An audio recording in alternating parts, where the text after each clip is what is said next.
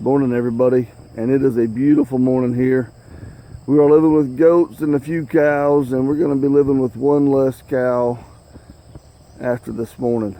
Gulliver here has an appointment with the processor, so we're going to get him up and get him in there, and we'll kind of bring you along.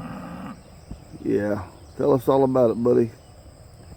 We'll bring you along and show you how we're going to do that. At the end of this video, if you stick around, I'll let you know how you can get some of your own delicious grass-fed, pasture-raised beef.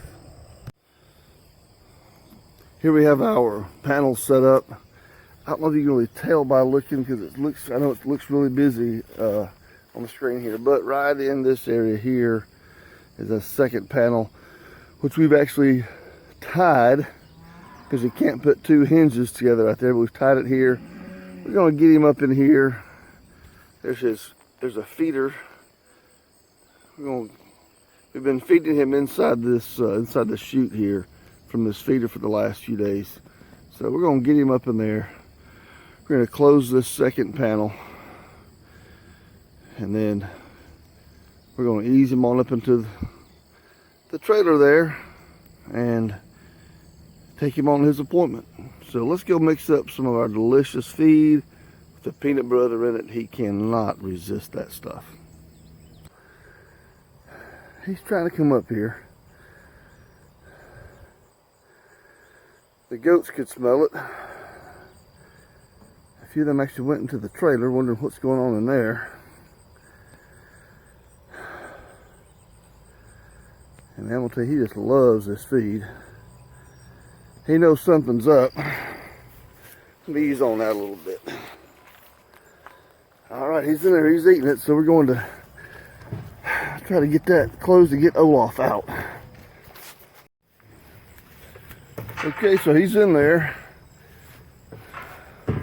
He's eating, and we've got this other panel tied up across here where he can't get out. Now the next thing we're going to do is, if you can see, looking device I've got, you probably can't see it. I'll show you, but I got just a section of panel wide enough to go across here. It's got a bar through that panel. I slide it in behind these animals, so it makes it real hard for them to back up. And when we've got that in place, and he's done with his feed, I'll remove that that feed bucket and leave him no place to go but forward. And Gavin actually dragged himself out of bed to come help me.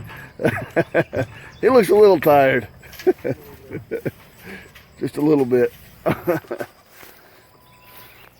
Here's the section of panel I'm talking about with that bar through it. I've used this for years.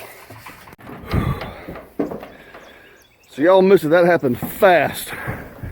He suddenly realized what was going on, and he bolted forward past the feed straight in the trailer.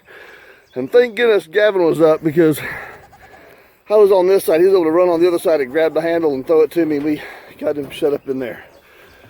So we'll let him sit in there for a minute. Maybe he'll calm down. And we'll hitch him up and take him on. Woo!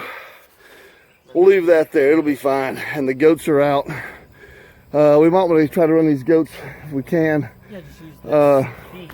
Oh, yeah. We got a little more. I left a little bit in the bag over there for the goats. And we'll try to run them out that little door right there. On the little side door. Well, that was exciting, y'all. All right, hang around.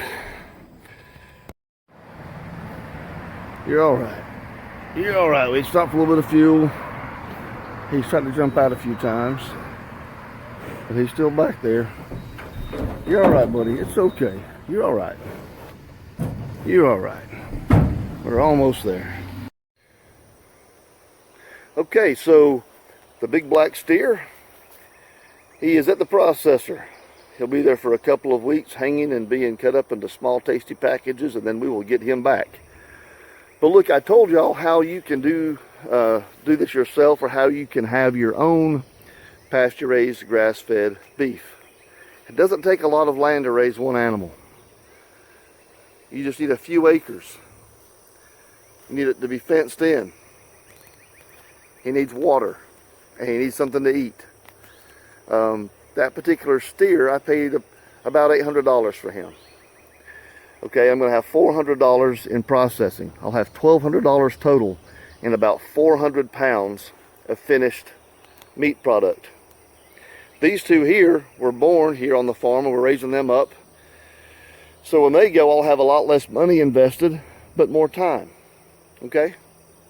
So if you just had a few acres fenced in, you can do this. If you don't have a few acres fenced in, you can find somebody. There are farmers who will allow you to pay them a small monthly fee for the pasture rent and for basically like room and board, and they will raise your animal with theirs. And then when it gets to be of sufficient size, then you can take him to the processor and pay their fee. And look, it's not only is it